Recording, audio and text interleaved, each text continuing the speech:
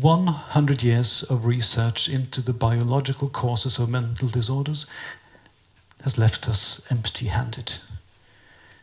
I don't think we made any progress at all. Welcome. His talk tonight is a part of our series of talks this fall, Interdisciplinarity, Freedom of Choice, and the Limits for Biomedical Psychiatry.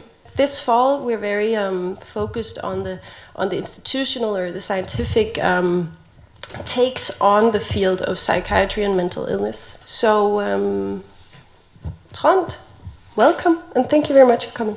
Thank you.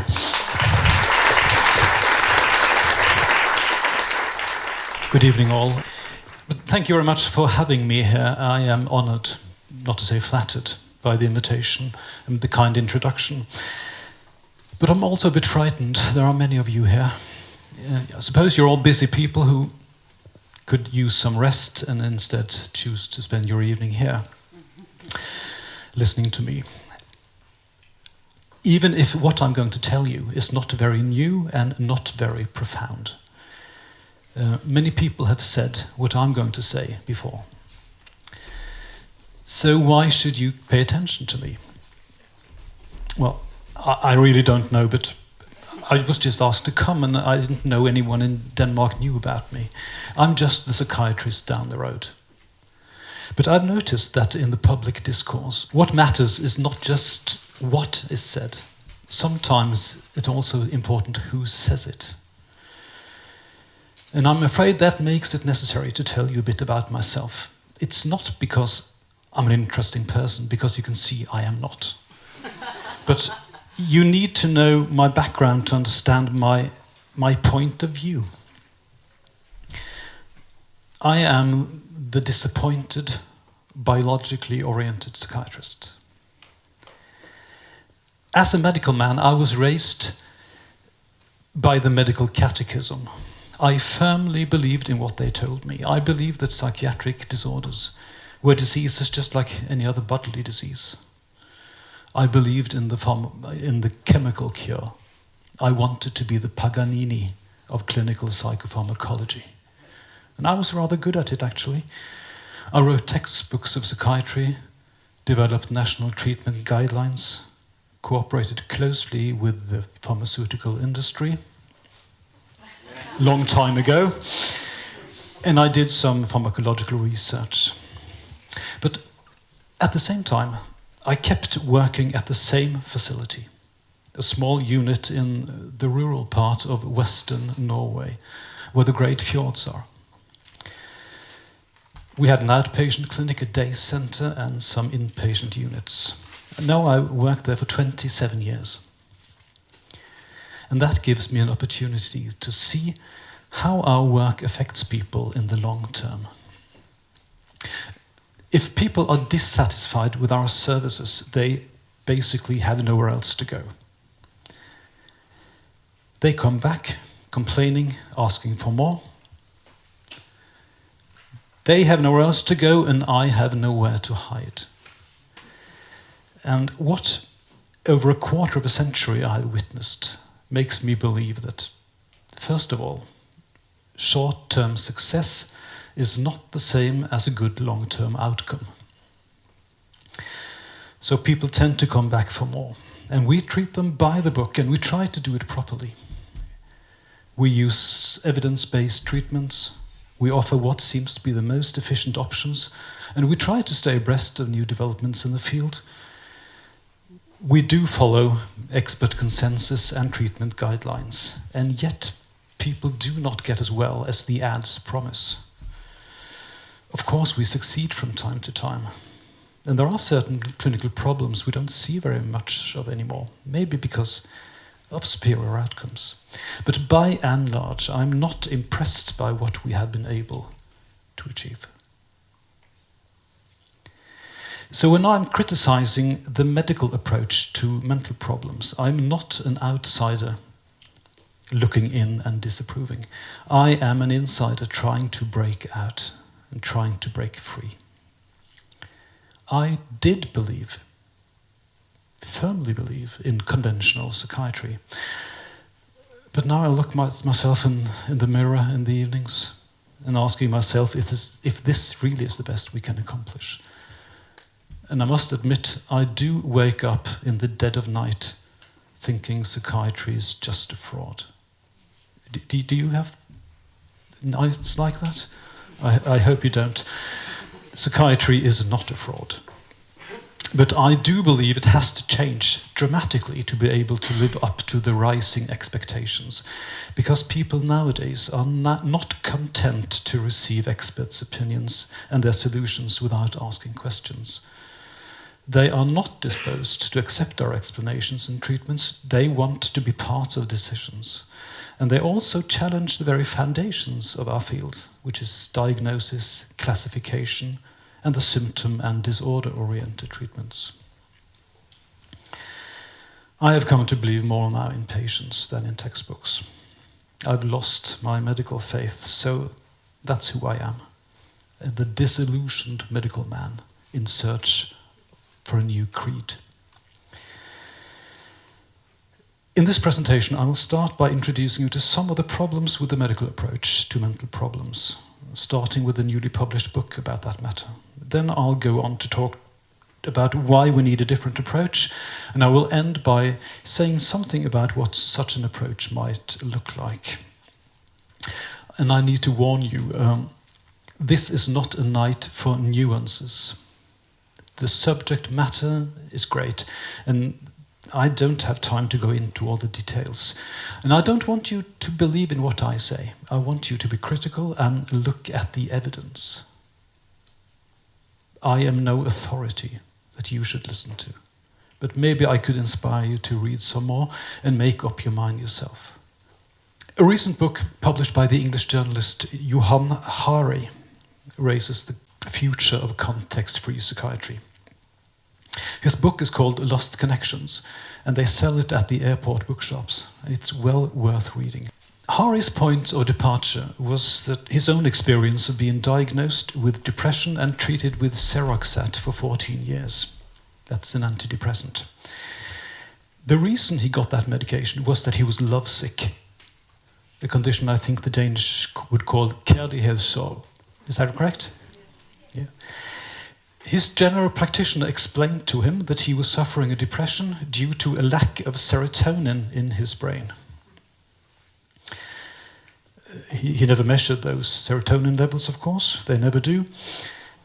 But the GP accepted the hypothesis supposed to explain depression. The doctor showed no interest in why Aare had become depressed. And with time, Aare discovered that his general practitioner seems to be right and in complete accordance with the rules of the game. According to diagnostic manuals, the context is totally irrelevant to the question at hand, which is how to classify the present disorder. It simply doesn't matter why you are depressed. Diagnostic manuals could not care less. With due exception for post-traumatic stress disorder, the context is almost always irrelevant to the diagnosis. I'm working with a man these days. He was hospitalized for schizophrenia many years ago in a different county. He is still furious at that diagnosis, and in the end he was forced to hospital. He was treated compulsory with antipsychotics, and he fled his county to get out of the grips of psychiatry. But in our country he was admitted again against his will, treated with medication once more. And at the central hospital they told him that his problem was that he had too much dopamine in his brain. Do people talk like that to patients in this country? They do. But it's terrifying because they never measure these chemicals there are too much of or too little of in the brains. But it's a story about why people are suffering that many of them have very great difficulties accepting. With time, our patient, he's still furious at the schizophrenia diagnosis, and my good friend and colleague who made that diagnosis many years ago. But he is absolutely convinced that he is psychotic. And he's happy to take his his injections once a month because he says it puts a protective film over him that makes him able to function. The point is that he accepts treatment when it's offered to him and not imposed upon him. And when we respect his own views about how his difficulties can be described. I never use the word schizophrenia with him. I don't think it would do him any good at all. But the hospital doctor said it was too much dopamine. He says it's too much trauma, too early in his life. And now he's begun to discuss these things, which makes a lot of sense to me, a lot more sense than this dopamine thing. So how did you get there? What made us think that psychiatric problems are unconnected to the lives they live and only connected to neurochemistry? We got there, of course, by adhering to the medical model of mental disorders. That model is based upon the proper diagnosis. And the idea is, as you know, that the presence of a mental disorder is proof that there is something wrong with the patient. Do you agree? This is by definition. The Diagnostic and Statistical Manual of Mental Disorders defines a mental disorder as a dysfunction in the individual. The individual is disturbed, sick, diseased, or what you'd like to call it. Normal reactions to stresses shall not be diagnosed as mental disorders, again by definition. So I'll repeat that. The presence of a mental disorder is proof that there is something wrong with the patient. The diagnosis is confirmed by the symptoms, and the symptoms are, again by definition, indicators of disease or disorder. And then comes an act of inverted reasoning. The inferred entity, that is, the mental disorder, is supposed to be there, which is supposed to be there because of the symptoms. It's accepted as the primary phenomenon. Do you understand me? The symptoms become secondary phenomena. And we mystify ourselves and our patients by talking about atypical presentations, about masked symptoms, which basically means that the symptom you want to see is actually lacking. The inferred entity, the mental disorder, takes precedence over the actual facts, which is the patient with his or her real complaints. So why is Johan Aare sad and anxious and tired and sleepless and suicidal? Well, because he has a mental disorder called depression. And that depression, whatever it may be, produces these symptoms in ways we don't quite understand. And his symptoms are not the important phenomenon. They are just manifestations of an underlying disorder, which is called depression, which is assumed to be the real thing. And then we can go on to say that the real thing is connected to certain genes or to low serotonin levels or whatever. This is the caricature of the medical model. A much more straightforward analysis would be, why is Johan Aare depressed? Sad, tired, sleepless, and suicidal? Well, because his wife left him and he's out of work. Both these conceptualizations might be correct, but we are taught at medical school only one of them, the medical one. If we accept the medical model, we should at least want the threshold for diagnosing things as mental disorders to be somewhat high, to avoid us calling normal reactions individual dysfunctions. Do you follow me? Thank you. But instead, the threshold is getting lower for every new edition of the manuals, be they the DSMs or the ICDs. The latest revisions have addressed the boundary problem, that is, the problem of separating normality from disorder, by inventing so-called spectra, which includes many patients who are usually known to be normal. This is not a purely psychiatric problem. In internal medicine, the majority of healthy individuals in our country would be diagnosed with hypercholesterolemia or hypertension if we were to follow the specialists' guidelines. But happily, no one ever does that. Because if we did, we will get great problems. How do you define normality when the majority is ill?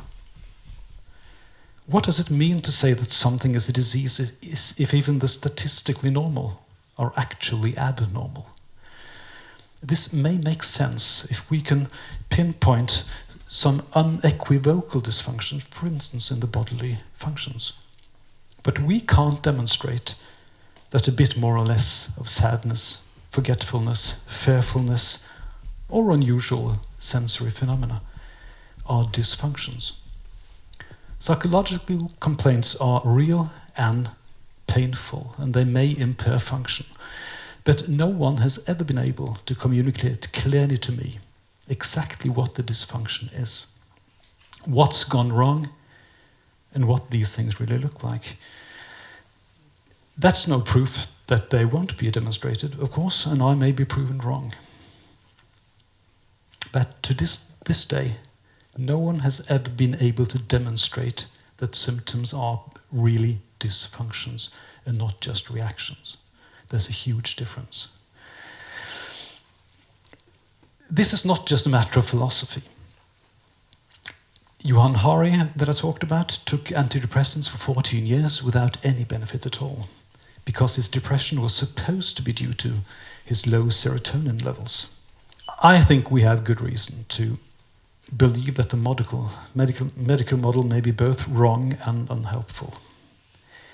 The biomedical perspective, in my view, is not well supported by the facts. 100 years of research into the biological causes of mental disorders has left us empty-handed.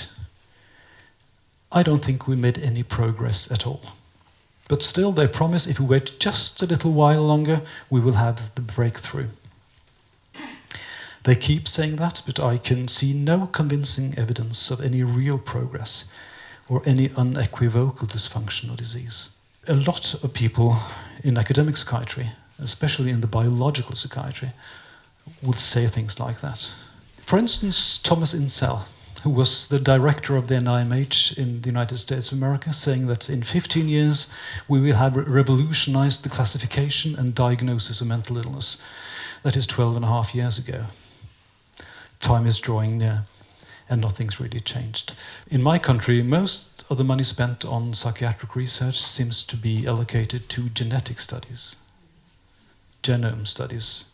The great thing. Gives us nothing, absolutely nothing, except the fact that maybe 100, maybe 1,000 genes is somehow correlated with schizophrenia. It seems to be a dead end. But the failed big ideas, it's hard to disinvest in them. We'll come back to that in the discussion, if you don't mind. But my point is that we don't really know the reason people have mental problems or disorders. It might not be in the genes or in the neurochemistry. It may not be intracranial at all, not even psychologically. Maybe the cause is not in the head, not even in the mind, but all around you. Well, to summarize this part of my presentation, I've tried to show the lack of evidence for some of the basic concepts of the medical model. My main point has been that no one has ever shown that what we call a mental disorder is due to individual dysfunction or disease. The search for such dysfunctions has been futile. The result is that we somehow think that our patients are sick or ill or disordered, that there's something wrong with them, and I'm not sure about that. I believe we should stop asking what's wrong with our patients and start asking what happened to them.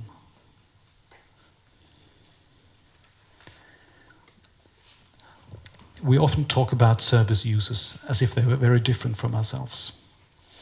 But in an auditorium like this, I would suppose that more than half of us have been, or will become treatment service users ourselves. Is that true? It's not only me that have suffered mental problems or been drinking too much. It's a lot of it about.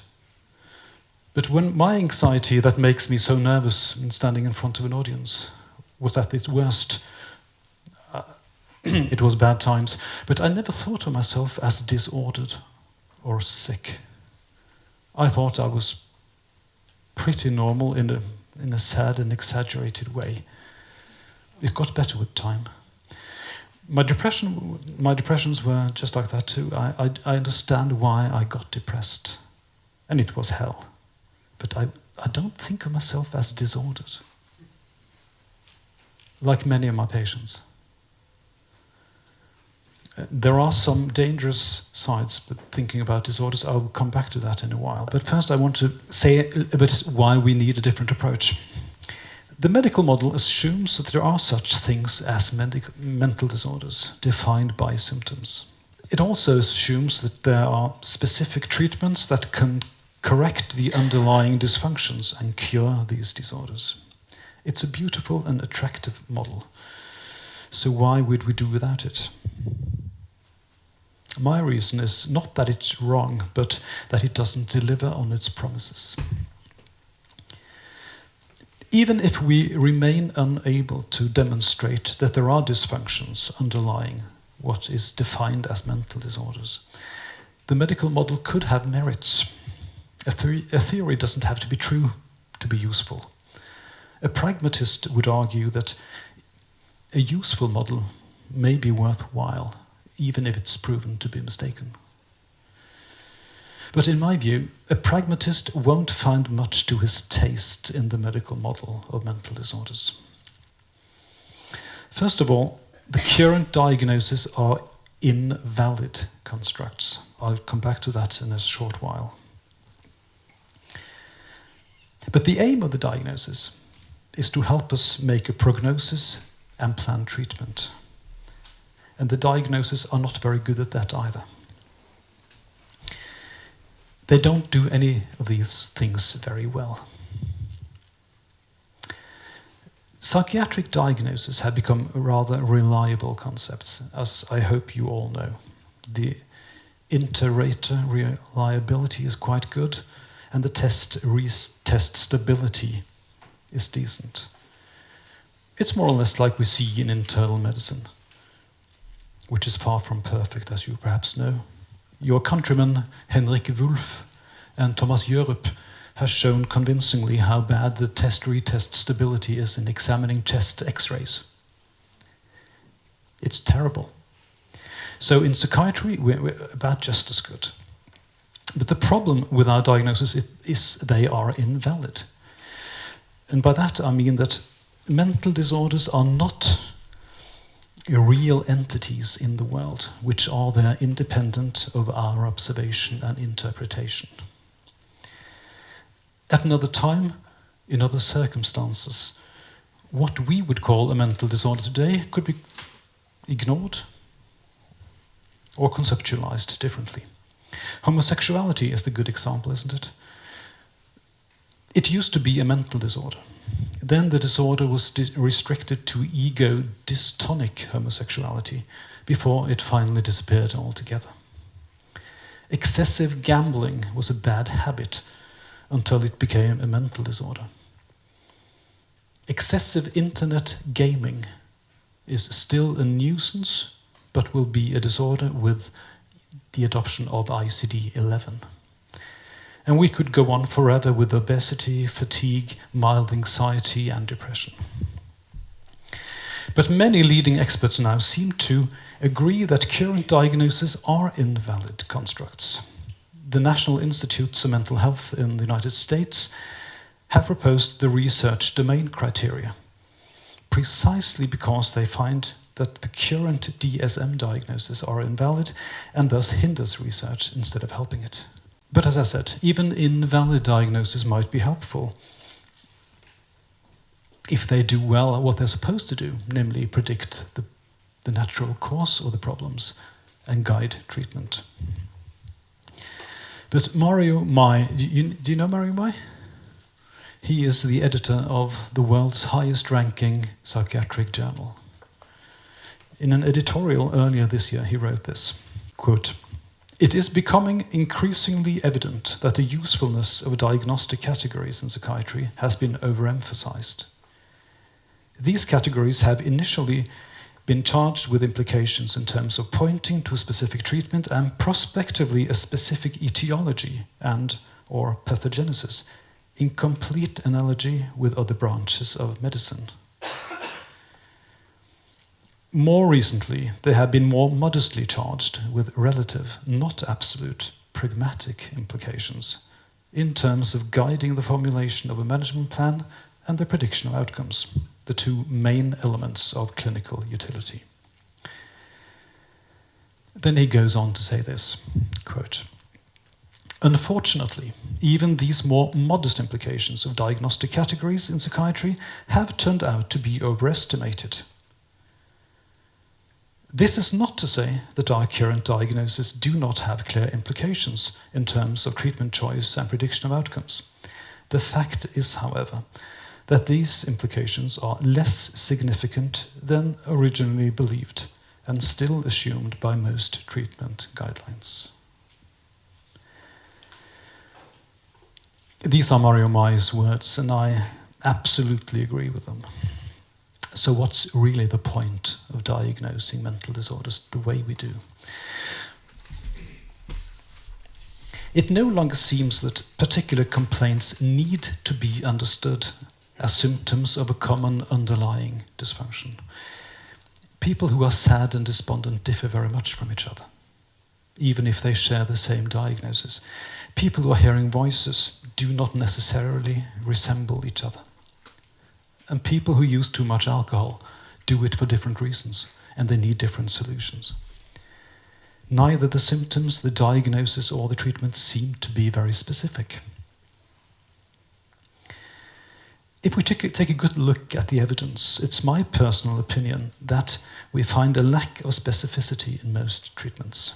There may be a few exceptions to that rule, especially the Danish one, lithium effect in bipolar illness, proven by your scientists, seems to be a quite specific thing. I think also exposure-based treatments for certain anxiety problems may be an example of a certain treatment specificity. But by and large, most treatments, like cognitive behavioral therapy or antidepressant, seem to work for many, not to say most, mental problems. And it's also fair to say that for any so-called mental disorder, there are a lot of different therapeutic interventions that will help.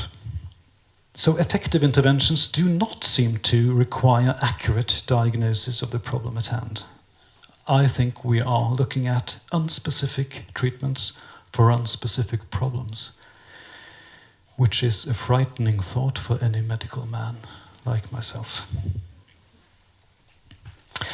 Besides, and this is by no way trivial, the biomedical perspective is alien to many of our patients.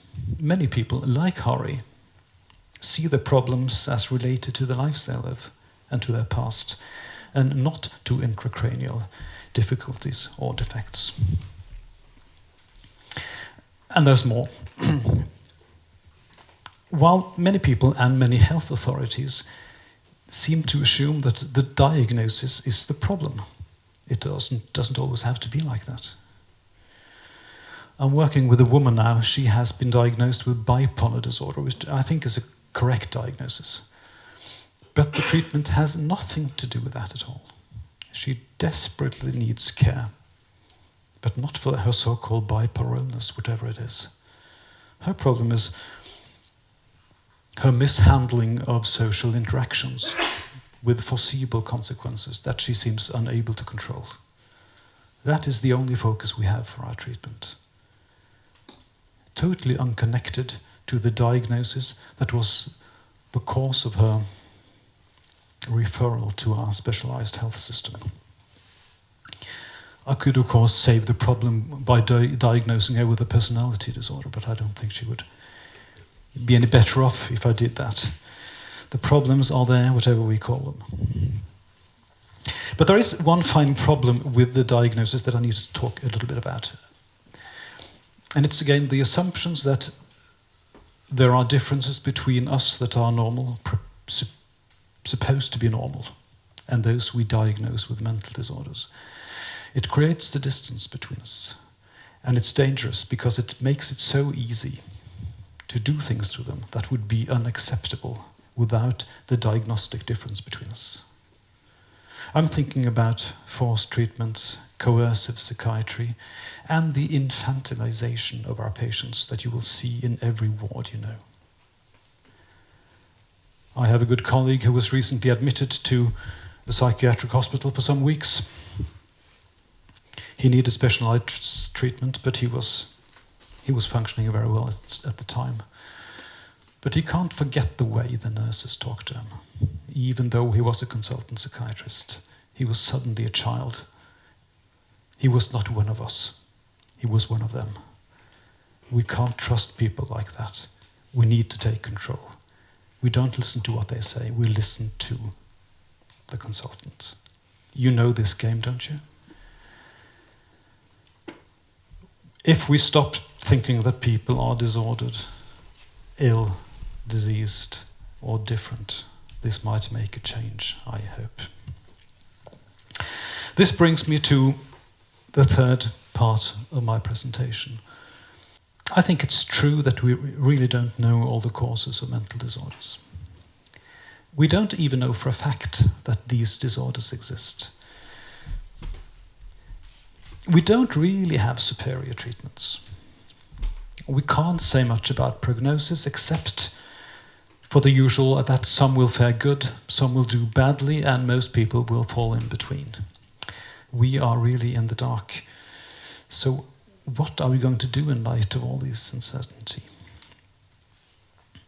I don't say that we know nothing. We have a lot of knowledge and expertise, but the jury is still out on the most fundamental questions.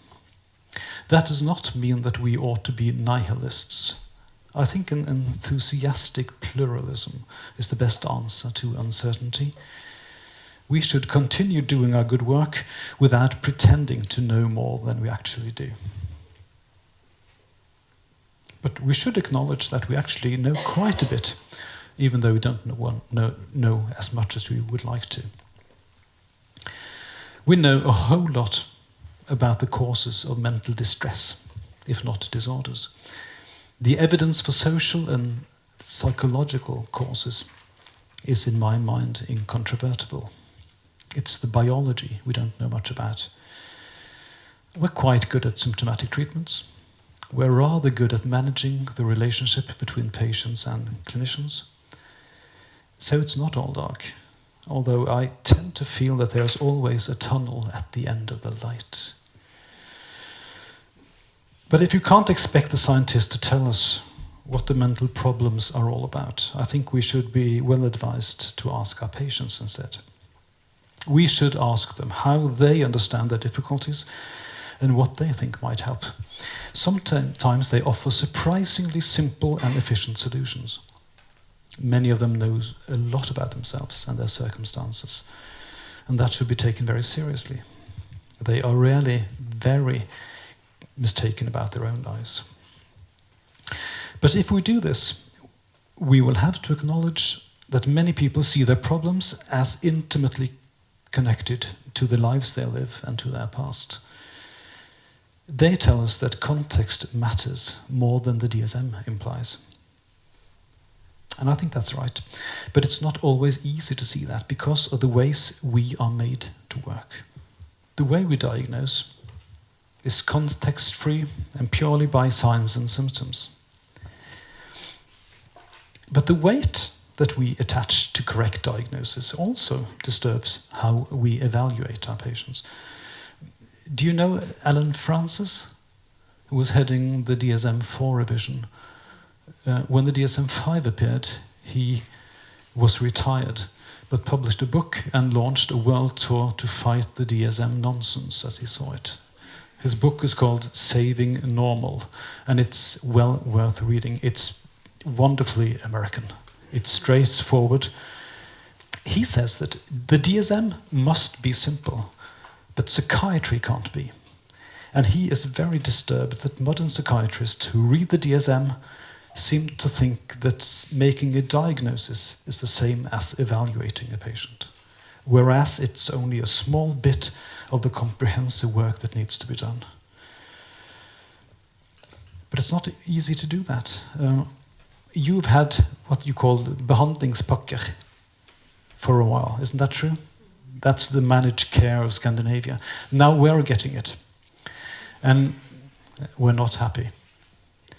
But in the draft, they said that diagnostic interviews are obligatory, whereas asking the patient what he thinks is optional.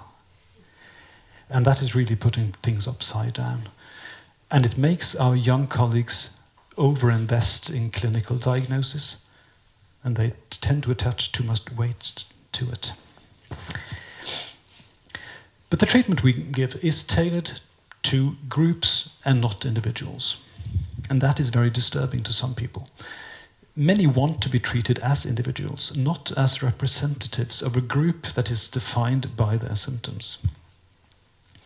I think we need to remember your countryman, Søren Kierkegaard, and his insistence on hin enkelte, the individual. The evaluations did not start or end with structured diagnostic interviews. If you only ask questions, all you get is answers. And you need so much more to understand another person.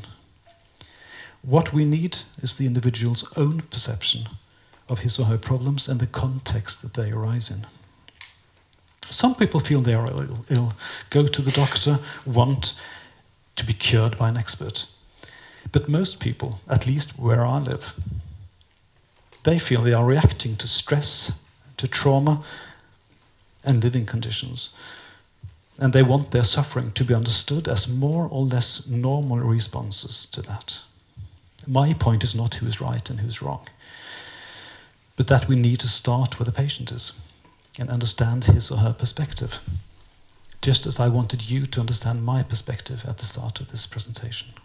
There's almost always a perspective from which the patient's problems may be meaningful and coherent. That perspective, even on psychotic symptoms and antisocial behavior, is the place to start. We must try to understand because we cannot explain. I think that the treatment goals should be defined by the patient themselves and not by the specialists, and not primarily in terms of symptoms and disorders. Many patients feel that we as clinicians are trying to dominate them instead of helping them. The great debate in my country last year was about treatment of psychosis without medication. Is that something you discuss in Denmark? Mm-hmm. They do. Our problem is that we have a very good Minister of Health who listens to patients' organization. And they demanded special units for medication-free treatment of psychosis. And he said yes. And all the health trusts were rabidly against it. And the university professors, particularly in Oslo, are insisting on their treatment guidelines and the medication effects. And the patients' organization said, well, we know about the science, but we're just not very interested. We want to choose. And this debate has been, to my mind, far too polarized. There ought to be much more common ground that could ease the tempers. But it seems that the psychiatrists who've spoken publicly about this they really miss the point. The point from our patients is that they want to choose themselves. And they can't choose in ordinary psychiatric wards because all the doctors, all the nurses, all the psychologists point to medication as the one central part of treatment for psychosis. That is the reason they want their own units where there's no such medication pressure going on. But many of the patients we have that don't want medication change their minds after a while when they see that this is something they can choose and they can try of their own will. It's not something the system requires them to take. Just one thing more about this. The patients' organizations also demanded that the treatment in these medication-free units be trauma-informed. It's somewhat embarrassing that patients' organization must demand that trauma is taken seriously by clinicians. But that's how it is. We know for a fact what trauma does to people and to their mental health. But we seem reluctant to discuss it with our patients. We prefer to concentrate on their symptoms, not what caused them or the context in which they arose. I'm not saying to you we should stop diagnosing, right? Are you required to diagnose? We are, yes. I think most of us have to do that. And I think we should continue to do it, but we don't have to look at it as an all-important part of what we do. We should do it properly like we do everything else. But afterwards, I usually tell my patients which diagnosis will be on their chart. And then I ask them, what are your troubles really about? What do you make of this? What caused all of this? But if we are allowed to put the medical model aside for a while, I think we would gain liberty to design treatment systems and interventions more in line with what our patients really want and need. And we could work more easily with service users to support personal recovery processes and empowerment. And we could also be free to put greater emphasis on interventions tailored to the practical and real needs that people have. This leads me to the question about what people really want and what they need. Most people want to be happy. And researchers have learned a lot about what it takes to be happy. I would point out a nice little paper published on Christmas Eve in 2005 in the British Medical Journal by Tony Lamotte. A one-page abstract, more or less, of happiness research. And he showed convincingly what it takes to be happy. And you know it all, don't you? Family, work, friends, and basic security. It's not that difficult. But it's proven in research, and that's important. But what about mental patients? What do they need? Do they need something else? Well, if you ask mental health professionals, many of them will not be reluctant to tell you what patients need. But you could take your chances and ask patients directly. We did it, and I will give you a word of warning. Don't do this at home, unless you're prepared to take the consequences.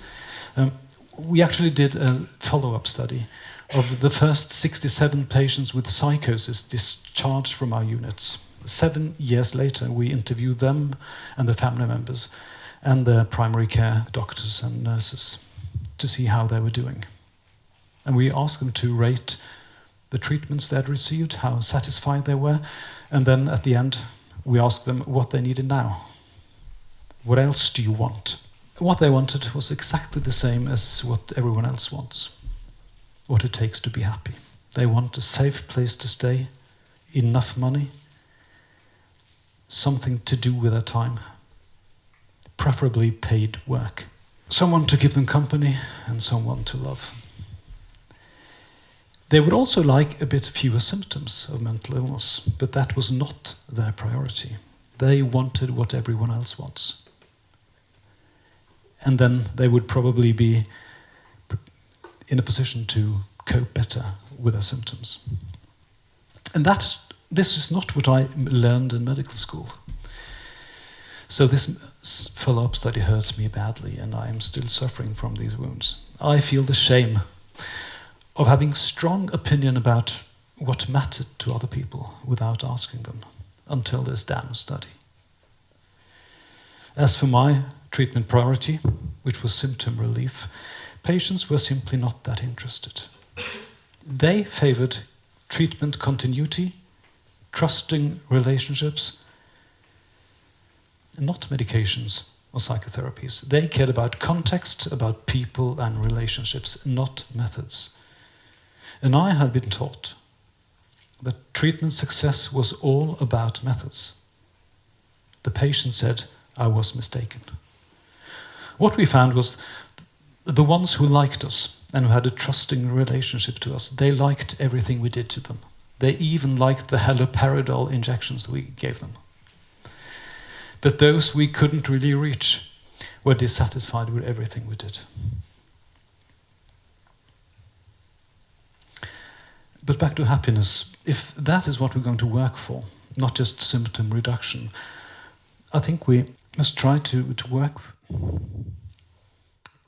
somewhat differently from what we have done.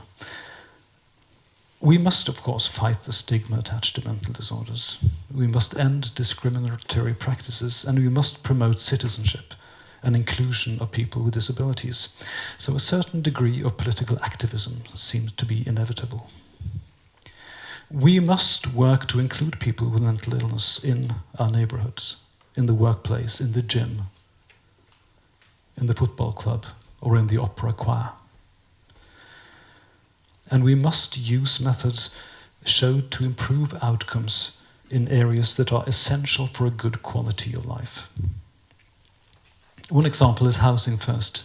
Housing first is something that assures appropriate housing for all. I'm a bit ashamed that we need programs like this to make us do the obvious. Have you tried to rehabilitate opioid-dependent patients who don't have any place to stay? I have. It's completely impossible. But we need new programs with English names to do the obvious. Relationships matter too. Loneliness is a danger to your health. And falling in love can cure most of your ills. I hope you agree with that. And if we care about people's lives and not just the symptoms, we should work to restore the connections that have been lost and to establish bonds between people. And there are ways to do that. That is not really a part of health services, but still very meaningful. We can come back to that in the discussion if you like. But we need to work for stronger societies and saner lives. And maybe Freud was right when he defined health. He said it was die Fähigkeit zu lieben und zu arbeiten. So love isn't all you need. You need work too. And if that's true, even psychiatrists ought to be interested in the practicalities of their patients' lives. Do you do individual placement and support in Denmark? Some people nod. In my region, it's hugely successful and much more effective than conventional ways of supporting employment. Our experience is counterintuitive. Success is not predicted by the level of mental problems or the severity of the symptoms. It's only predicted by the level of motivation. If people want to work, we'll almost certainly get them a job. And jobs matter. People who work belong somewhere. They are part of a community, they are needed, and they count. And people who work make money, pay taxes, and get self-esteem as a result. So we ask all our patients if they have a job. If they don't, we ask them if they want one. I think that's more important than asking about symptoms from time to time. Psychiatry cannot continue to ignore the lives people live in the context of their problems. And that may make for unconventional work, not specified in treatment manuals or national guidelines. I think we should work more in the uncharted areas, where there's no guidance to be had from authorities, but only from the patient themselves. We shouldn't be afraid of having dirt underneath our nails. Sometimes people need practical assistance, and it should not be below our dignity to give them that. We are responsible for caring for persons and lives, not just symptoms and disorders. And we all know what's important in that respect. I'm about to wind up now and finish. I have not said anything about perhaps the most important thing, which is how we organize our services. The reason I don't do that is that this is very dependent on ecological factors, and countries differ very much in that regard. So what I have to say in my own country will probably not be valid here. But how we organize services is of huge importance. But I think I will draw to a close here, thanking once again for the invitation, and thanking the audience for its graceful attention and continued presence. Thanks a lot.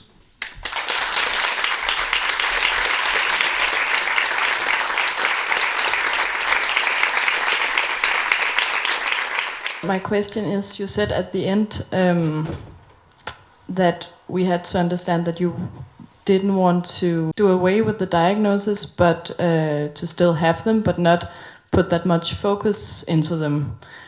Ja, jeg siger det lige på dansk, fordi jeg kan simpelthen ikke lige tænke på engelsk lige nu.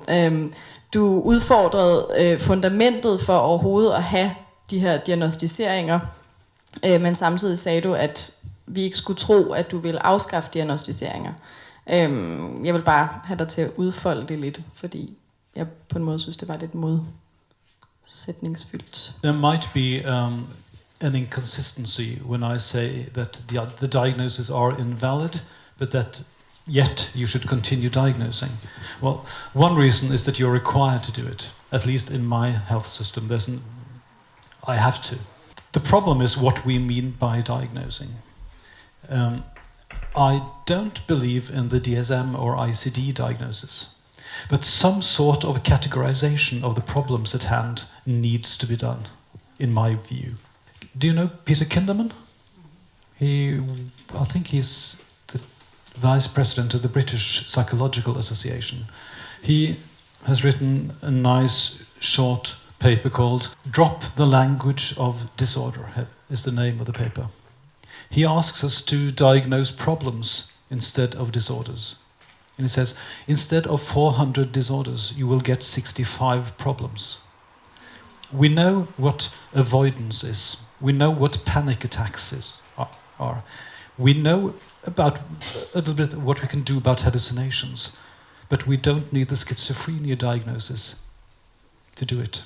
Here in Denmark, we are looking at psykisk helseværn as maybe the less biomedical healthcare system. It seems like you're criticizing your system as well, and it's a bit funny that we are looking towards your system as a more biopsychosocial model, and you're still criticizing. Has it become any better since you changed here for 20 years ago?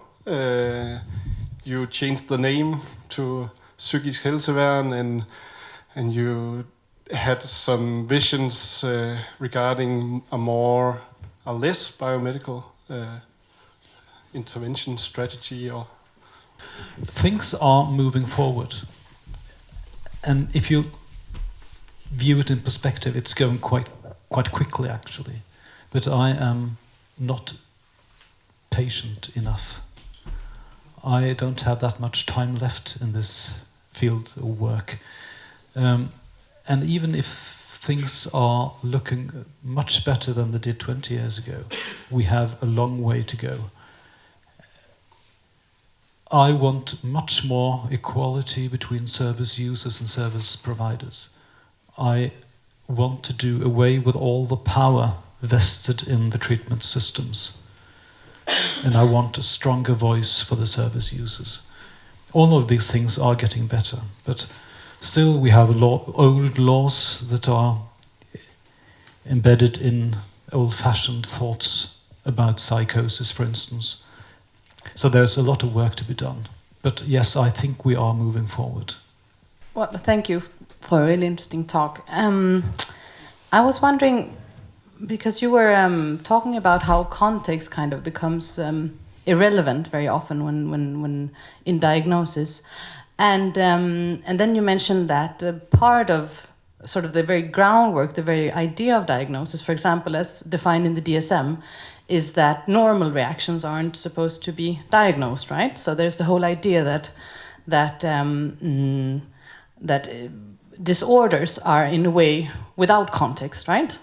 You might say because if it's a normal reaction, then there is a context. So there needs to be, for it to be a diagnosis, it should be like independent of contexts. Because I'm thinking that when you start talking about context in any case, it sort of threatens the very idea of something being pathological or something being a disorder. Because if we start looking at something as intelligible and as meaningful in a context, it cannot be a disorder anymore.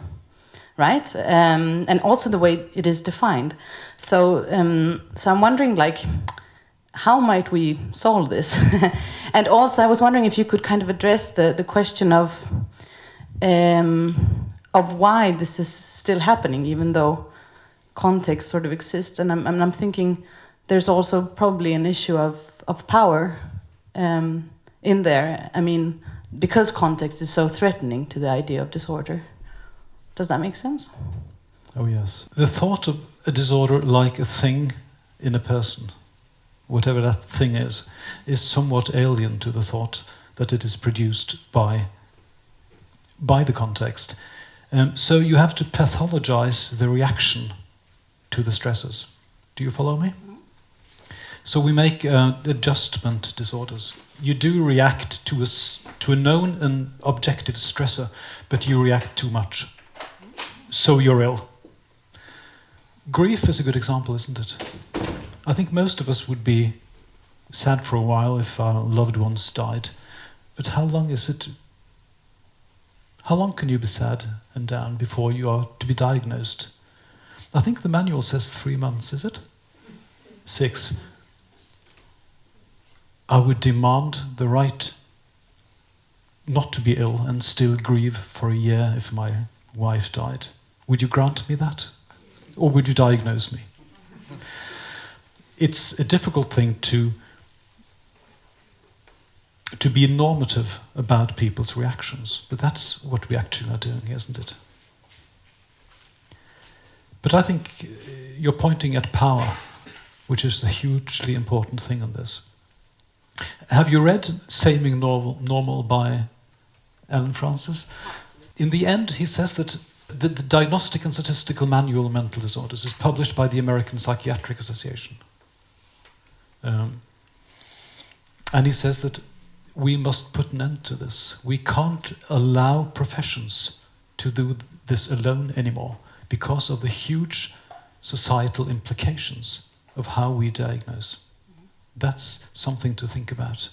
Alan Francis, he does acknowledge the idea of disorder, although he tends to see it as being overdiagnosed and as the threshold being too low. And what I'm thinking is that if we really sort of take context seriously and look at context as something very serious and very, very important in mental distress, then the whole idea of disorder becomes problematic, I think. So there I think, one might disagree with him if we really sort of go that far. Does that make sense? Oh yes. The way I read him, Francis is a true believer. He believes in mental disorders and in diagnosing them. He is only criticizing the senseless excesses of the DSM-5. Although he acknowledges that he should have been more critical about the DSM-4. But I think he should be even more critical about the DSM-3. Yeah. Which is where it really starts. DSM-3 was the first psychiatric textbook I bought back in the 80s when we were young. It was a tremendous experience because it was DSM-3 and there was light. Before DSM-3, everything was confusion, more or less. And while DSM-3 claimed to be an atheoretical book, it is extremely theoretical. And it's, of course, the crowning success of the biological paradigm, exactly because it states that these disorders are not related to circumstances only, but something within yourself. Because then I'm wondering, maybe also in relationship to what you were asking, because you were saying also that in some way diagnoses are necessary, as far as I understood. Of course, because we work in the system we work in, but that would be addressing people who actually work in the system. But if it were up to you and we didn't have we didn't have to work within the system, or we could create a totally different system, how would that look? I think that if our field is to move forward, we have to leave our offices more often than we do. We can't stay on the hospital wards. But once you get out of your office, you somehow tend to leave behind your diagnostic interviews and all those rating scales you're supposed to use. And you talk about people, about their problems, just like that, without medicalizing or psychologizing. And I would feel very comfortable with diagnoses like bad marriage, poor economy, sadness because of interpersonal conflicts. But some kind of categorization seems to me to be necessary. And we are experts in some ways, aren't we? Every problem is not totally new, and you're not alone. Other people have felt like you, and we have learned from them. So we have something to offer. And we can't just do anything to anyone. There are certain relationships between interventions and effects, even though we may doubt the existence of mental disorders. You talk about the importance of asking the patients, what do you need? What do you think that you're in need of? And at the same time, the risk of asking the patients, because what if the patient says, ask you something that you can't give them? And I guess that's a part of the problem in the whole mental health system also, because you can't really prepare for what the patients ask for. How do we solve that problem of not knowing what the patient will ask for? You know that I'm a psychiatrist, but I'm also a specialist in substance abuse. That's a separate specialty in Norway. And a lot of my patients with substance abuse problems have desires that I cannot accommodate. They, for instance, want Valium and in large doses. And my point is not that patients shall have what they ask for. But it's invariably a good place to start by knowing what they really want. And then that could be our point of departure. For instance, we have opioid-dependent patients who stops their methadone or heroin or what it is and come into the hospital and asking for short-term treatment with benzodiazepines, which is a sensible thing to do. But you usually wouldn't ask an addict how much he wants. I always do. They have thoughts about this, and they know their pharmacology better than I do. And usually they come with very sensible propositions. And sometimes I can't accept it just like that. But it's a very good place to start, knowing what the world looks like from their perspective. And then we could discuss. I'm very interested in your idea about schizophrenia as a troublesome diagnosis, but I'm also interested in how you would like to categorize schizophrenia or the symptoms that are associated with schizophrenia, also in association to what you're talking about as being real entities in the world, considering that schizophrenia has like a suicide rate of like 50 to 60% or something, or a suicide attempt rate amongst patients. So if you would elaborate a bit on, yeah. Okay, thank you. I think that the greatest authority on schizophrenia research in Europe in his generation is Sir Robin Murray in London. He has published, I think, more than 800 peer-reviewed papers on schizophrenia. And he wrote in 2017 that he expects the concept of schizophrenia to fall apart soon and end on the on historiens skraphaug, alongside with dropsy and other forgotten and useless words. He means, actually, and he spent all his professional life investigating schizophrenia, that there is no such thing. It's falling apart into different syndromes with different explanations, and he expects us to drop the concept. I was talking to a few colleagues in the intermission, and I mentioned my colleague Arnhild Lauveng, a Norwegian psychologist who has written a wonderful book about her schizophrenia. The book is called Tomorrow I Was Always a Lion. I know her personally. I work with her. It's interesting to see schizophrenia vanish like that. But on the other hand, we of course have people with what you could call hardcore schizophrenia that don't seem ever to recover. But again, these diagnoses are like shoes that are too big.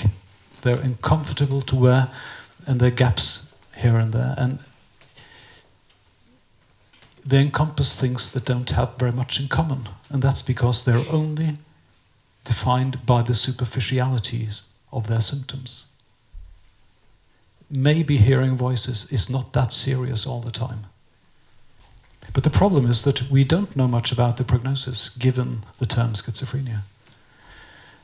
So I'm intrigued, and I'm curious to know what will happen in that field over the coming 15 to 20 years.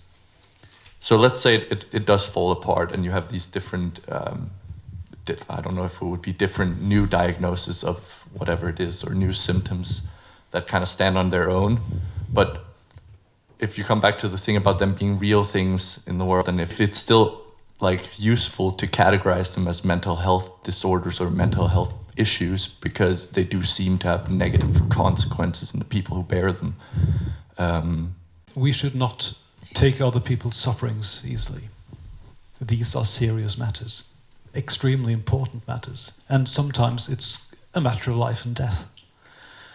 But what I sometimes wonder is whether I would gain something specific by saying this is schizophrenia, instead of saying this is a person who is hearing voices that others can't hear and who has delusions about being followed.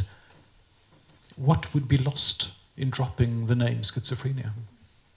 I have a problem answering that. I think I get most about your talk is about the culture of the way we do psychiatry. We have been talking a bit about how we can change that culture.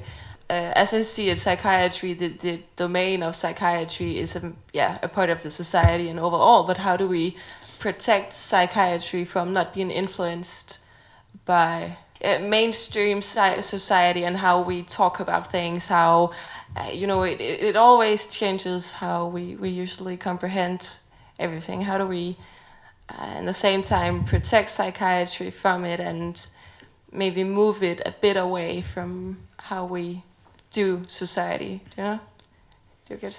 I'm not sure if I really understand you, but I would spontaneously think that we need to expose psychiatry a bit more to what's happening outside it. Yeah.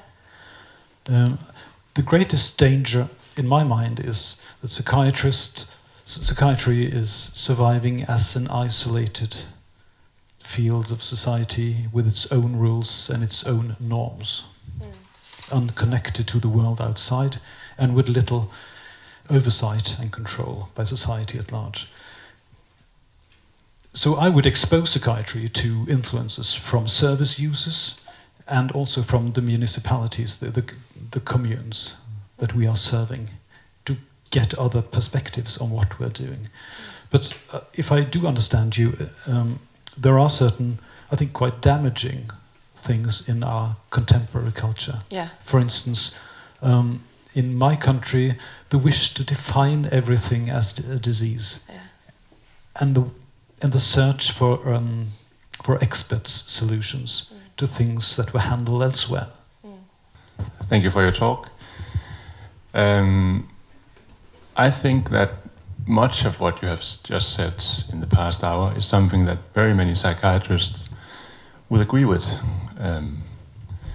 That we need better housing, that they need love and companionship, and all these basic things that people need, psychiatric patients or not. But it seems like you're also aiming at psychiatry to fix this, and I would say that this is the domain of society as a whole, and psychiatry is often also fixing the wounds caused by a larger society. not that I don't believe in diagnosis and mental illness, I do, but also that psychiatry is working in the ruins of a system that has been cut down the past 40 years. And of course our treatments are also molded by that. In my country, the number of psychiatric beds has been halved during the last 10 years. But we have a lot of money and a lot of people working. I do lecture a bit about in Norway. We have 75 district psychiatric centers. I think I've been to most of them. And everywhere people are complaining about a lack of resources. And I say, okay, so if it's not enough resources in Norwegian psychiatry, where do you want to work? Kenya? Sweden? I mean, it doesn't seem to matter how much we get. We will always feel that we could use more and should have more. What we can afford is very dependent on how we organize our services. When we cut down on the hospital wards and give people help much earlier in their careers, we can get away with less intensive treatments, and we have money to spare. So, in my system, I don't discuss money and resources, because if that was the problem, Norway wouldn't have a problem. We are probably one of the richest countries on the planet, yet we keep complaining. But you're asking who's going to fix this? And I'm not so very interested in that, because someone needs to fix it. And if the municipality won't do it, then we'll do it. We work very closely with our communities, and we are not overly concerned about who is responsible for what, as long as someone takes responsibility and does something. It's about meeting the patient's most pressing needs. And patients never complain and say that it was the other ones who should have done it. As I see it, this matter of context is not just that psychiatry will be better if we have more focus on context. The matter is, as I see it, that psychiatry is actually at this present state quite abusive because it's ignore context. And what I mean by that is that I work as a psychologist on private basis, and I also have been working with the psychiatry patients and voice hearers, helping them with lowering medicine and doing psychological strategies. And I have some people coming to my private practice who have a very bad time in psychiatry. There are certain kind of types that comes to for help getting out of psychiatry, and I've seen it's people who have very overprotective mothers who make them infantile, and it's women who have abusive partners, and it is people who have been sexually abused.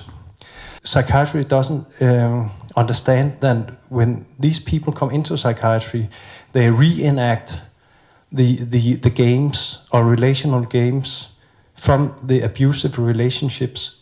When they enter psychiatry and all the nurses go, it's treat them like a child, their personality just collapse, and everything is getting much worse. And when the women who have abusive partners come into psychiatry, they come into a regime where they are controlled and watched all the time, like the abusive boyfriend. And every time they try to say something, people say, the things you say are not real, you're like sick in the head. And then the boyfriend has been saying the same thing to them. And when people who have been sexually abused, they go into psychiatry, and psychiatry doesn't want to talk about the trauma and abuse. It's like when the abuser says, we don't talk about this. It's you who has the fault. It's something wrong with you.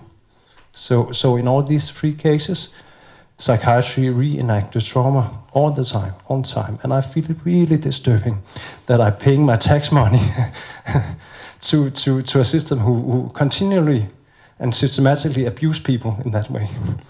We have tremendous power. The power in the structures is deadening sometimes. And it makes psychiatry a dangerous place to work. The problem is not that the people who work in psychiatry are bad people. The trouble is that psychiatry is maybe a system where good people may inadvertently do things that are detrimental to other people's health. And you talk about re-traumatization, what happens every day. We have laws that allow us to use considerable force against some of our patients. But the power of the diagnostic mind is also there. And many patients complain that they were hastily diagnosed, and later on everything they said or did was interpreted just as a confirmation of the diagnosis. Exactly. They can't make themselves comprehensible in that system. So they come for me to have someone who listens. And in that system, everything they say becomes senseless because of the framework or the mindset from the medical model. And I think with shame of things I've said and done over these years, things ill done, but well meant. But well meant. And that is the tragedy of it. Can I ask you, do you believe in the existence of psychiatric disorders, psychiatric problems, or mental health problems? And if so, what would you, to your opinion, constitute some kind of valid explanation of what a psychiatric disorder is? You're asking straightforward, and I will answer in the same vein. I don't believe anymore in psychiatric disorders, but I do believe in psychiatric problems. But we have, to be sure, never been able to define any psychiatric disorder. We just give descriptions because we don't know really what's underneath it. And I am not in a position to give good explanations of people's problems. I'm sorry. I just don't know. There's a lot of levels in these explanations.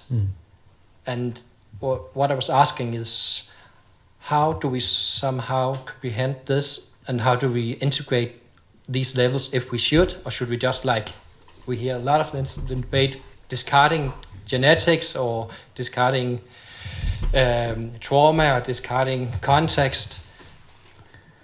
But there's really a crisis of explanation here in psychiatry to some extent, because how do we find some way to describe these phenomena? But the problem in our field has never been a lack of theories. We have had hundreds of them. And I'm a pluralist. I think that many perspectives is mostly better than just one. And I would not discard very much. I mean, it's obvious that genetics has something to do with it. But it's unobvious that genetics will be the solution to it. So I think we need to keep our minds open and keep reading and being critical. I think that's the only question I can give you. Could you please ask an easy question this time? Oh, I don't know if I can promise you that. But I was wondering, because I very much agree with you, that we sort of need to move away from the language of disorders. We need to look at the context and understand sort of the behaviors, the actions that otherwise are understood as irrational and pathological, as kind of responses to social situations. But then I was wondering, at the same time, how can we kind of avoid looking at people as passive victims of circumstances? Just the way that the language of disorder constructs people as passive. You're like a victim of a disorder, of an internal, an internal circumstance. Then there is the risk that we now talk of people as just passive victims of external circumstances. I also work with in the mental health services and have worked with voice hearers for quite some time now. I work with people who suffer from problems with eating. But the way I see it, we also need to kind of understand these things, not just as passive reactions to things going on, but also as kind of creative, meaningful, and in some ways helpful things that people do, like what we otherwise consider symptoms, somehow helps people survive and somehow has kind of a creative potential. I said that context matters. I did not say that context is all there is. No, there's more to it than that. But I think one of the most important things we ought to do is to be very careful not to objectivize our patients as victims or whatever it is, but to try to give more space to the subjectivity of psychological problems. I think that's the place to start. And then the patient will very often tell you things that are important. That's a really nice note to end. Thank you for coming today. Possible.